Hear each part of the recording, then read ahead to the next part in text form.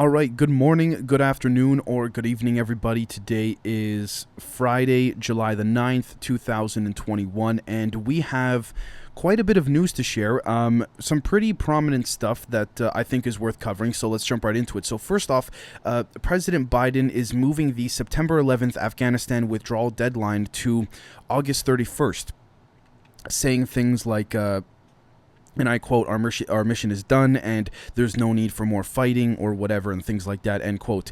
Even though he oversaw the war under Obama and things like that. Honestly, folks, to me personally, it's more like the military-industrial complex told us we could leave, so now we're going to go.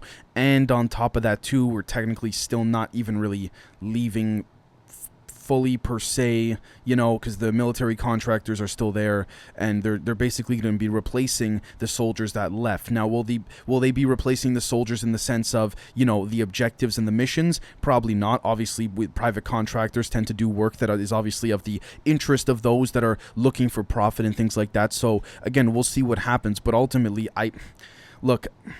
Biden had some trouble answering questions because some reporters said, would you send your own son or your own kids to the war and things like this, specifically to Afghanistan and all that, and to Iraq, and he kind of dodged the questions from my understanding. But look, this is the big thing about war, right? The whole thing of should the West keep control over certain elements of the world to keep quote-unquote stabilization, but I say that with air quotes because arguably, you can make a very strong argument everywhere where the West and its allies, so not just the West, but its allies, France, the UK, Canada, you name it, have invaded, hasn't really turned out well.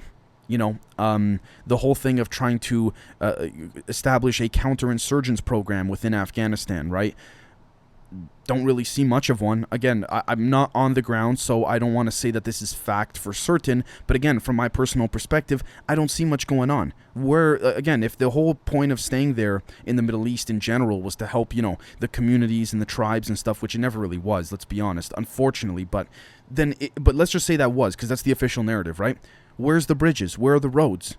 Where's all the stuff, like all the money that was spent on the war? Where did it go? Line the pockets of the contractors. Simple, right? And those that were in on it. Everyone gets a kickback. Everyone at the top is happy. Who suffers? The little guy. Very simple. The next thing is that... No, sorry, the little guy suffers, but I just want to make it clear that I'm not saying I have the answer for this. Again, it comes down to the mentality with the Middle East. Should we be there? Should we not? So... the next thing is that Michael Avenatti, the somewhat famous lawyer 2 or 3 years ago who became famous for representing Stormy Daniels, is going to do an additional 30 months in prison for attempting to extort Nike, like the shoe company. Now, normally I don't report on these individual situations where, who's going to jail, like the Britney Spears thing. I try not to really report on it, but the reason why I'm reporting on this Michael Avenatti case, folks, is because it just goes to show you CNN and MSNBC specifically, those two stations, and I think maybe ABC News, maybe, they fawned over him like he was a god. He had, the pretty boy face, the nice smile, all the comedy nighttime shows were saying he should run for president, if you guys remember that. Where is he now? Where's CNN now? Again, just goes to show you, they were siding with anyone who went against Trump immediately. I'm not trying to defend Trump, but again, notice how it kind of, they kind of shot themselves in the foot, metaphorically, if you will. So again, he tried to extort Nike for I think 20 or 30 million or something like that. Anyways, notice how he was the savior of the left until he got arrested, right? So, and then the left went quiet. Now again, this happens on the right as well too, but I'll be honest, the thing about it is that the left tries to portray more of a, I guess you could say, and when I say the left, I don't mean people who have actual leftist liberal principles. I'm talking about the establishment left. There's a difference, like the deep state left, if you want to call it. They're always trying to make it seem like they're the morally better ones. And that's what I see personally when I watch the media, when I watch all the angles, right? So again, kind of ironic. The next thing is that a man believed to be an American is one of 6 suspects currently detained whom Haitian authorities believe murdered their president. Now, at the time that this was reported, they claimed to have 6 suspects. Allegedly, now it's up to 17. They're saying that this, in fact, was an organized and orchestrated assassination. Again, people are already pointing fingers at the CIA and you name it, because look, they've done it so much before. So again, I don't blame people for saying that. Again, we'll see what happens, but ultimately I think that we're going to be seeing some very, I guess you could say, interesting revelations. There may be some leaks. There may be some intentional leaks so that, people who might actually get closer to the truth than those in the shadows really will do that in order to, propagandize and try to divert the direction in which people are going. So we'll see what happens. I hate to say that, but we got to just wait and see. And it's unfortunate that we as the masses are privy. I think we're breaking free of that metaphorically and slowly, but it's unfortunate that we are privy to only what is told to us unless we are on the ground there ourselves, right? Again, which is why we have to trust but verify, as we say. The next thing is that Pfizer says it is seeing, quote, waning immunity, end quote, from its current vaccine and will be seeking FDA authorization for a booster dose. And then some hours later, the CDC, after this, Pfizer had said this, the CDC and the FDA said that they feel booster shots aren't needed yet. Keep in mind how the FDA and the CDC said the word yet. Again, folks, keep that in mind, right? All I'm going to do is I'm not trying to sway anyone's opinion one way or the another pertaining to the vaccine. It's not my place. But again, if we putting all the, everything aside of all the articles and the videos of the saline inside the vaccines and all that stuff, let's take a look at some of the doctors that were and the eugenicists that were part of the formation of the current modern structure of the West. Look at what they all said. There was going to be a vaccine that was going to destroy the spirit. Now, again, this is a news episode. It's not a normal episode that we normally do. And some of you might be saying, Dave, is that the only reason you're going to use to, justify why you're not getting it? No. But it's a very important point. I understand a lot of people who watch and listen to the show and the news too are very spiritual and esoteric. So it's important to mention all the angles, right? Again, as it pertains to the actual, validity of this particular vaccine in terms of the science behind it, I'm not a scientist. But again, too many things tend to, on many different levels, financially, economically, for me personally, spiritually, and even logically, many reasons why I won't get it. But anyways, you guys all know where I stand on that. The next thing is that a 6.2 magnitude earthquake hit the California-Nevada border region last night. So last night being Thursday, July the 8th. Okay, here's the thing. I have nothing to prove this or back this up, which is why I really want to save this for the Let's Get Banned segment, but I do want to bring this up quickly. I really do believe it had to do with the deep underground military base experimentation, particularly because if you look at the states and where it occurred, right? Nevada, California, Vegas, California border area, right? So again, I could be wrong. It could be a simple natural, occurrence, right? But the next thing is that left-wing extremist groups have stormed the offices of the Austrian news site OE24 because it named the Afghan nationality of the 4 perpetrators in the murder and rape case of a 13-year-old Leonie. Look, I'm not going to be the type of person to say, oh my gosh, look, the left is bad and the right's not as bad. Look, there's extremist groups everywhere you go. Anywhere where there's an ideology, there will be an extremist group. To say that this is exclusive just to the West or just to Republicans and Democrats or right-wingers and left-wingers, this, in my humble opinion, is a mental construct we've labeled for ourselves. There will always be extremist ideologies in every angle. And sometimes, the odd time, an extremist ideology may be good. I say that very carefully because I'm not trying to get banned here. When I say extremist ideology, I'm talking about a protectionist or a reservationist type of mentality, if you will, or a restrictionist mentality. I'm not trying to imply any type of violence. I'm saying more to certain political, I guess you could say, climates. It would be appropriate for those type of apparatuses to be applied, but then you would, I guess you could say, unapply them when not necessary. So I understand the elements of the way of thinking. I don't understand the justification for this type of violence, like I just said about how this group stormed the offices. I don't see justification for that. Right? Okay.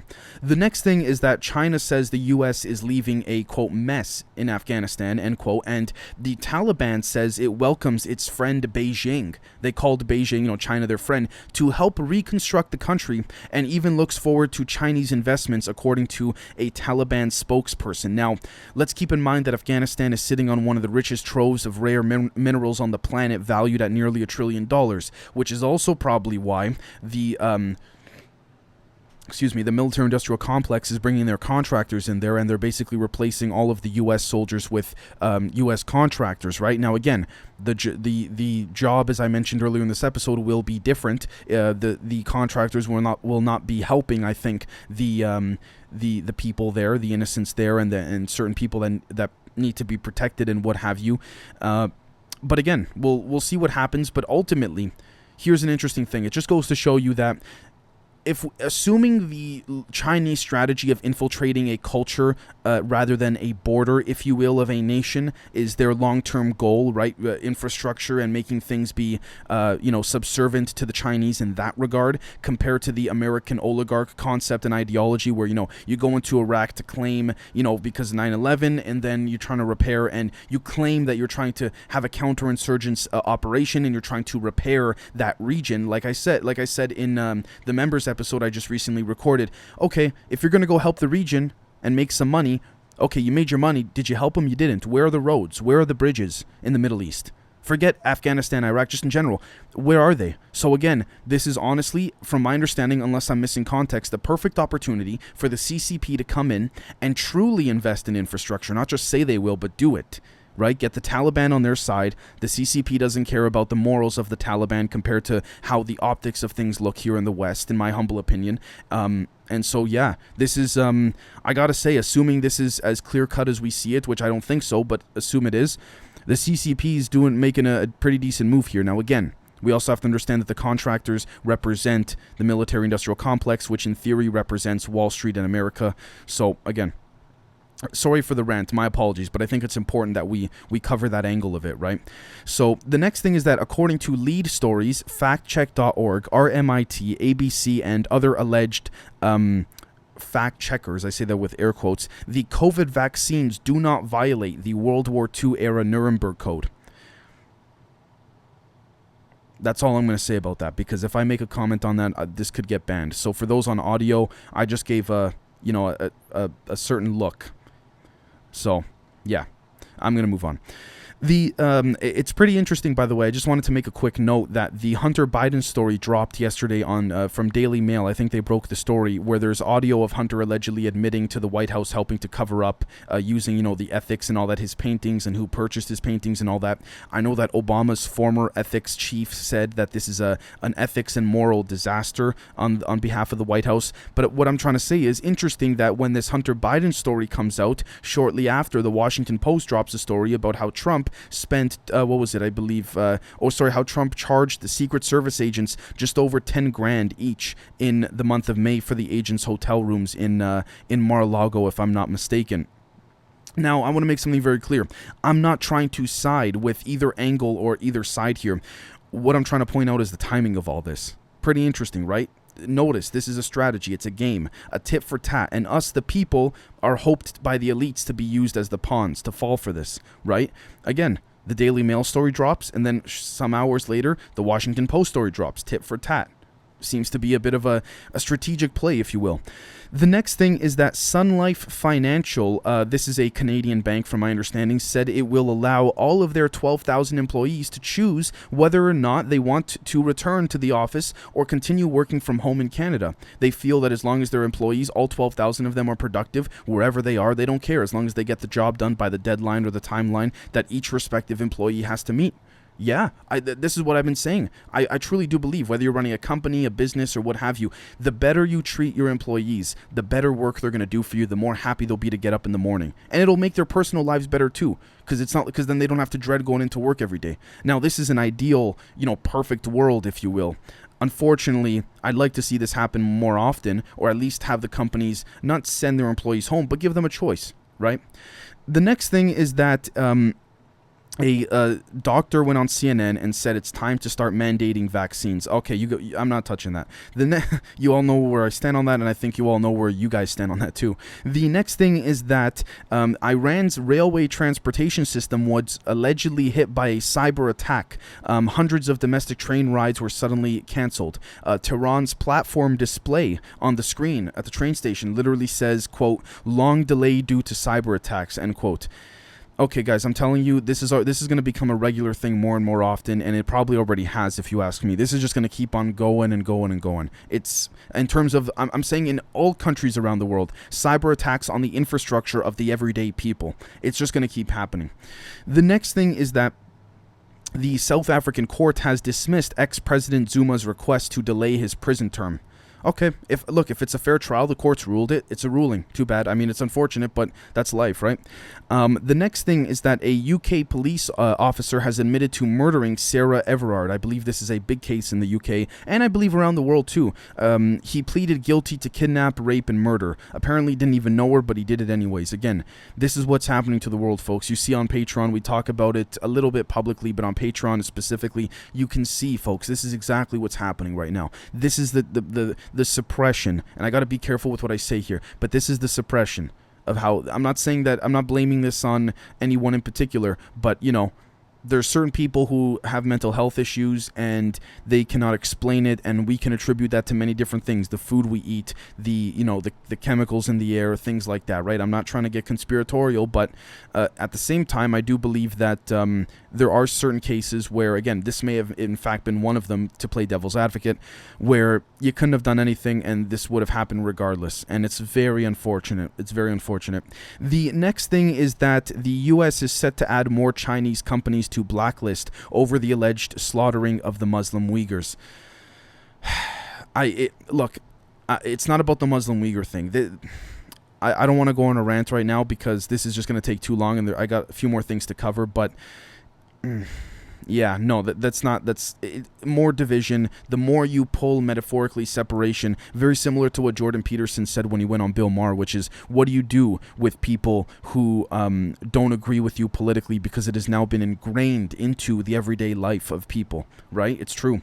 So again, it's the same question is occurring here, right?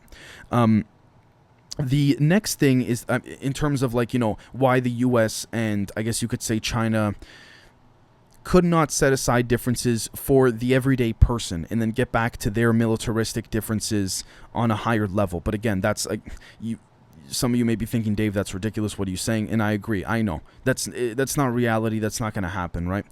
Unfortunately. The next thing is that let's see here. NASA's Ingenuity helicopter has aced its 9th flight. Okay, that's cool. Look, that's cool to see for the public tech. But again, let's keep in mind what show and channel we are here, right? And community we are. So I'm not going to spend too much time on that. The Tokyo Olympics is going to be held without spectators. Okay, because of the new strains, allegedly, and things like that. The next thing is that the G20 finance ministers in Venice are meeting to consider taking up a global tax proposal. Here's the thing. You can't try to make a solution when the attempted solution has already been corrupted by dirty fingers, metaphorically. See what I mean? Because I can guarantee you the corporations and the elites have had their hands in this from the beginning, because if not, these meetings would not be happening. And I hate to sound all doomy and gloomy, but I also feel like it's the reality of things. So if there is a global tax, I really do believe there will be a way that these corporations will get out of it. Maybe 10, 20 years from now, we'll find out that, you know, it'll be revealed or leaked as to how they do it. They'll make another reform meeting, the corporations will find another way, and then the cycle repeats. Just my personal opinion. The next thing is that Toyota has halted donations to those whom are denying the U.S. election results that Biden won. Look, if they're a private company, they could do what they want, and I do disagree with that, but again, it does. If I were to complain about that, it goes against some other ideologies and perspectives I take. So we have to be consistent. We have to be fair. If that's what they want to do, then I guess so be it, right? The next thing is, let's take a look here, is that European powers warn Iran over their announcement to produce enriched uranium metal at higher rates and amounts. Look, they have nukes, guys. I'm just going to say, this is my opinion, keep in mind. They have nukes. They have it. So this whole thing of warning and, oh, they said this, and maybe they might have the deal, a nuclear deal might come back. No, they have nukes. That's it, yeah, in my opinion. And finally, according to regulators in Europe, it's now official. Heart inflammation is a very rare side effect to the Pfizer and Moderna jabs. Who made the decision that it's classified as very rare. And I mean that. I would like to know. I'd like to know. But again, of course, it's going to be, well, no, and no, all this fancy jargon that really means nothing, that really translates to we're not going to tell you the truth. So with all that being said, folks, enjoy your weekend. We'll catch all of you very soon for some Let's Get Banned, some public episodes, and of course, we have many more episodes coming for the members. Cheers.